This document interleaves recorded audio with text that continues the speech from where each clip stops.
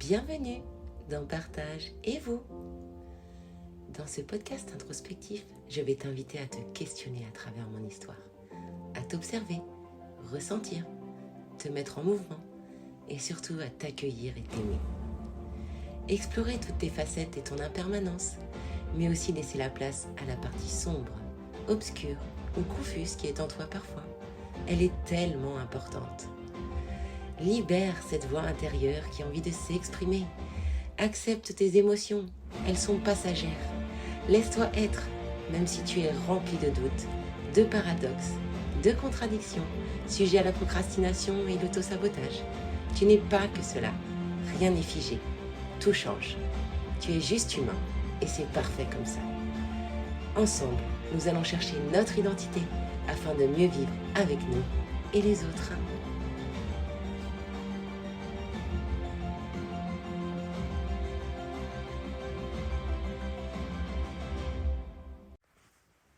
Bonjour et bienvenue dans l'épisode 19. Alors je m'excuse par avance de la voix que j'ai, mais je suis bien malade depuis 2 jours, c'est très compliqué. Je pense que là, vu l'état de ma voix, je pourrais même me lancer dans une imitation de « Bonsoir, c'est Jeanne ». Voilà. Bon, trêve de plaisanterie. Le titre de l'épisode, donc important. J'ai choisi ce titre parce que j'ai réalisé cette semaine que je n'accordais plus assez de temps à mes importants.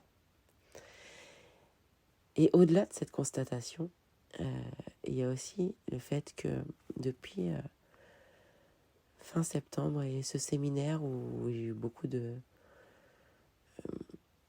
choses qui ont émergé, de choses qui sont parties, j'ai eu des transformations profondes, tout mon être.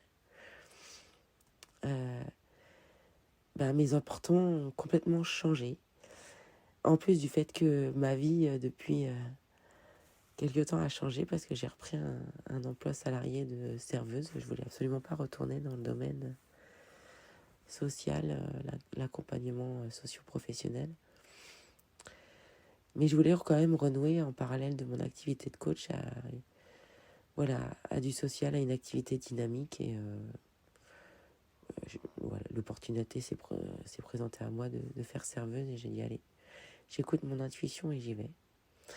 Sauf qu'en fait, depuis quelque temps, j'avais rodé un planning chez moi à faire mes formations. Je m'étais fait des routines, des habitudes qui fonctionnaient plutôt bien et qui faisaient que ça contribuait à mon bien-être, même si j'avais quand même cet aspect social qui me manquait.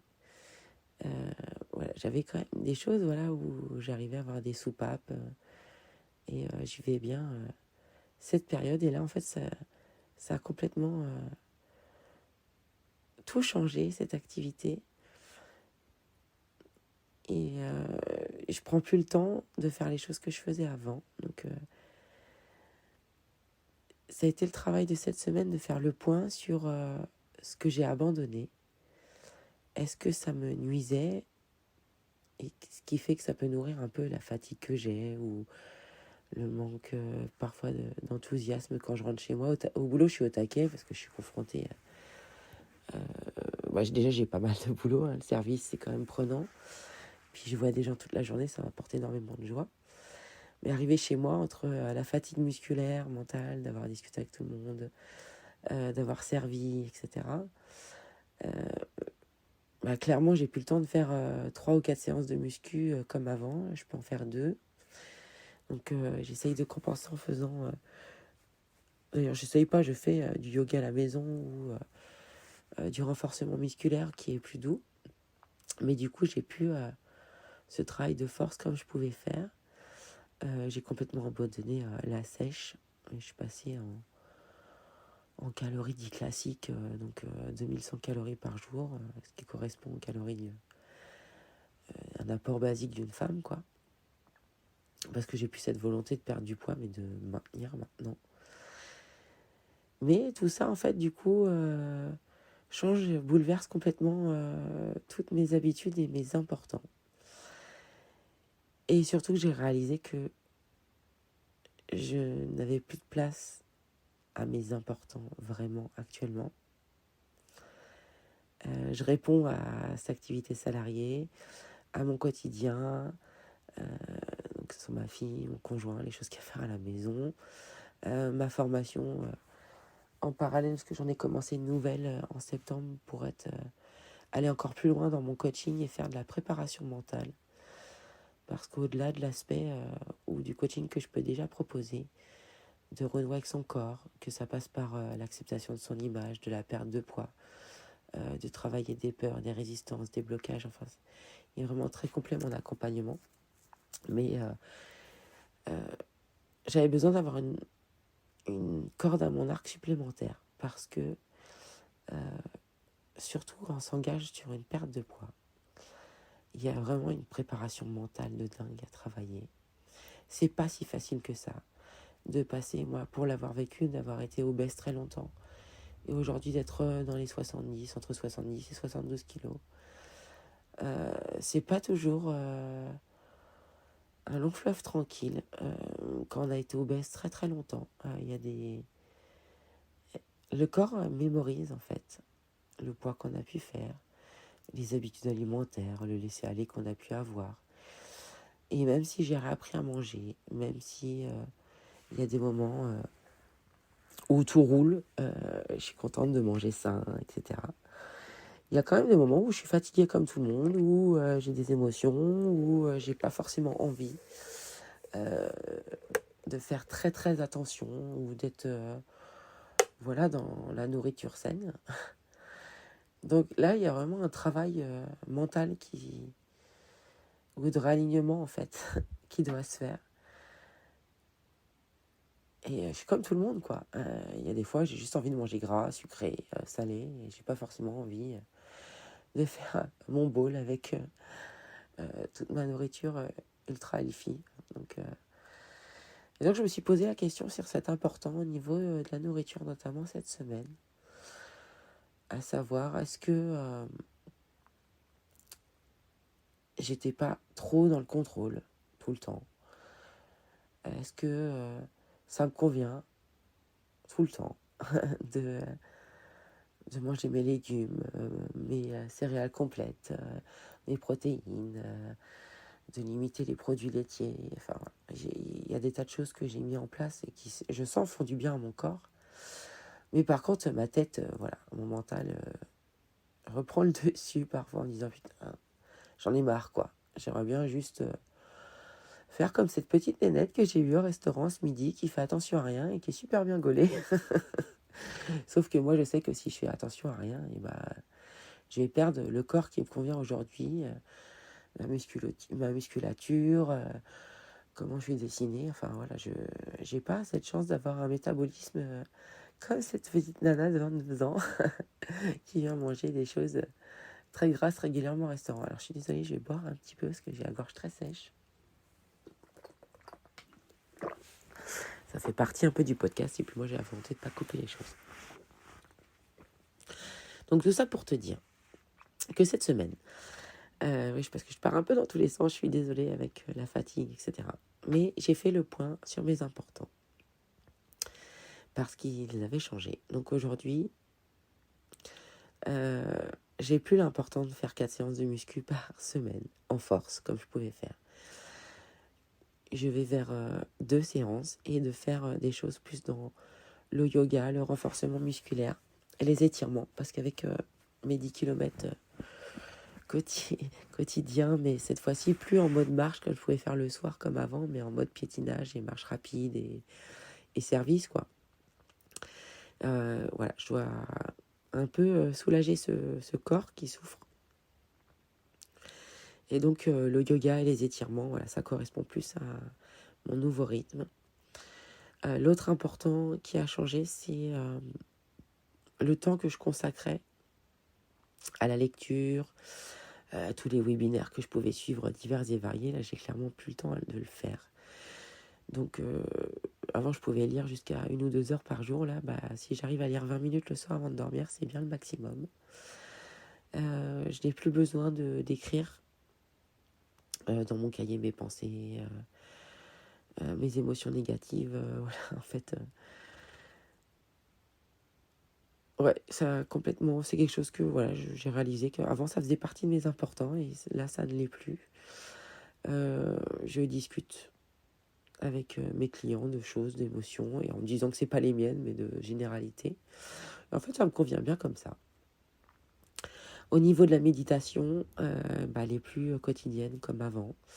Donc j'en fais surtout le week-end et pour l'instant ça a l'air d'aller. Donc tout ça pour dire que nos importants peuvent changer. Les valeurs peuvent changer. Et je le vois en ce moment, ça me bouscule avec ma formation de coach en préparation mentale. Et j'avais fait, je crois que c'est mon 2e épisode de podcast qui parle des valeurs. Et là, j'ai abordé l'exercice comme Geoffrey Brochet nous suggère de le faire en pensant à des personnes que j'admire et qui m'inspirent. Et du coup, ça a bousculé un petit peu voilà, les valeurs. Où là, je me rends compte en ce moment, par exemple, que j'ai une forte valeur qui émerge, c'est la considération. Où je me sens blessée quand on ne me considère pas. Parce que moi, je considère énormément les gens, leurs émotions, leurs besoins. Et là, toutes les phases de colère ou de tristesse que j'ai pu avoir sur ces 2-3 dernières semaines, en fait, c'était un manque de considération de l'autre. Et donc, je me retrouvais voilà, où j'étais obligée de faire des météos ou des moments où je sortais et je prenais 5 minutes, j'appelle mes 5 minutes de bien-être pour moi, où voilà, j'étais obligée de couper, de me mettre dans une sorte d'état méditatif ou d'hypnose, en fait, pour me retourner dans une zone où pour avoir un comportement adapté, parce que je sentais que j'allais exploser sinon. Et en fait, c'était souvent lié, voilà, à un manque de considération. Donc voilà, c'est une valeur nouvelle que j'ai identifiée. J'ai toujours cette valeur forte, voilà, l'aspect de la beauté dans toute chose, en fait. J'aime la beauté, que ce soit dans mon maquillage quotidien, dans le fait de bien m'habiller, le fait de regarder cette nature que je trouve merveilleuse et belle, la beauté d'un livre, d'une citation, enfin dans énormément de choses, en fait, elle nous entoure énormément, même des fois dans des tasses. Donc ça reste là. L'épanouissement, évidemment, reste très très important pour moi. Le bien-être, le fait de prendre soin de moi. Alors je me l'autorise beaucoup moins, parce que je prends moins le temps de le faire, mais c'est quelque chose qui reste. L'aspect santé, même si voilà, en ce moment je dors très très peu, j'ai vraiment des difficultés de sommeil, là je suis malade. Je fais moins de choses, voilà, au niveau de ma santé. J'en oublie de prendre mes compléments alimentaires en ce moment, donc voilà, une petite alerte que je me mets à moi-même. Mais voilà, là, il y a des choses qui restent, mais des choses qui quand même bougent ou changent d'ordre, voilà. Et l'exercice, du coup, de penser à des personnes qui nous inspirent, ça peut aider. Moi, ça m'a confortée dans celles que j'avais déjà identifiées. Et m'a fait émerger cet aspect considération, où les personnes qui m'inspirent considèrent énormément les autres, font des accompagnements où il y a énormément de considération, de respect. Voilà. Donc ça a émergé dans ce sens-là. Et l'autre réflexion, c'est que du coup, je veux pas dire que je n'ai pas le temps, c'est pas vrai. Mais je ne prends plus le temps. Parce que je suis fatiguée. Vraiment. Et j'ai juste besoin de rien faire. Et rien faire, c'est déjà bien. Mais j'ai moins de temps pour rien faire de façon vraiment rien faire. C'est que je fais rien, mais j'ai quand même le cerveau qui mouline. Donc, c'est pas du vrai repos comme avant je pouvais faire en me mettant dans de la méditation ou des choses comme ça. Et je sais que voilà, c'est une période transitoire. Il faut que je m'ajuste et que je retrouve un rythme parce que j'ai beaucoup de changements. Le changement génère de l'inconfort, perturbe les habitudes qu'on avait mises en place. les frontières sont minces entre les importants, les habitudes, les routines. Et c'est cette réflexion, voilà, que je voulais amener dans cet épisode, à savoir, est-ce que tes habitudes d'aujourd'hui te permettent de donner de la place à tes importants, à tes valeurs? Est-ce que tu as cette phrase de « je n'ai pas le temps » ou est-ce que tu réalises vraiment que tu prends le temps de faire les choses? Voilà, c'était la suggestion du jour. Là-bas, j'étais partie pour vous faire une séance en fin d'épisode sur un moment de 5 minutes de bien-être. Mais vu que j'ai la voix cassée, ça va être compliqué. Donc je pense que je vais plutôt le faire sur l'épisode de la semaine prochaine, où ça sera un moment, voilà, où tu pourras écouter. Et quand tu as 5 minutes de pause au travail, ou que tu sens que tu as un moment de débordement, etc., c'est une sorte, voilà, 5 minutes pour toi, en fait, pour juste retourner dans ta zone de confort, ta zone de maîtrise, comme je l'apprends dans ma formation actuellement, une sorte de météo intérieure, enfin, c'est un mélange de plein de choses, où tu peux avoir 5 minutes pour prendre du recul et peut-être face à une situation, ou juste un moment de fatigue, ou un ras-le-bol, ou de la tristesse, enfin, voilà, en te laissant le choix sur ce que tu veux en faire de ce moment-là. Donc n'hésite pas à me retrouver sur les réseaux sociaux pour me dire si ça t'intéresse, si tu veux que je te fasse une petite séance comme ça, de moments pour toi, court, parce que je sais que dans notre quotidien, on n'a pas toujours le temps de faire des méditations de 20 minutes, surtout quand on est au travail et qu'on a un collègue qui nous a agacé, qu'on sent qu'on va déborder. Parfois, on a juste le temps d'une pause café qui peut durer 5 minutes et c'est convenable pour comme temps de pause à s'accorder. Donc voilà. Je te souhaite une merveilleuse journée et encore désolée pour cette voix. Et je dirais pas que ça manque de structure parce que je pense que j'ai dit le gros de ce que je voulais dire, mais voilà, c'est pas forcément fait comme j'aurais voulu le faire, mais c'est fait comme je peux le faire. Et c'est important de faire les choses comme on peut les faire et de tenir ses engagements.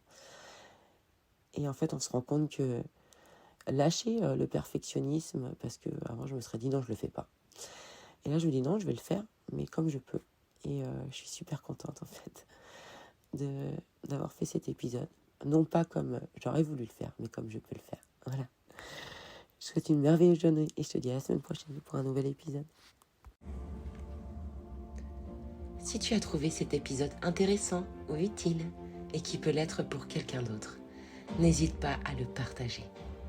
Je t'invite aussi à t'abonner et à mettre 5 étoiles sur les plateformes d'écoute afin que mon podcast soit plus visible. N'hésite pas à me faire des retours, ils sont très importants pour moi. Si tu souhaites échanger sur l'épisode, me poser des questions, que tu as besoin de parler ou te libérer sur un sujet particulier, tu trouveras le lien de mes réseaux sociaux sur le descriptif de l'épisode. Tu peux me contacter en privé si tu souhaites plus de confidentialité. Je te remercie pour ton écoute attentive et je te dis à bientôt. Affectueusement, Laetitia.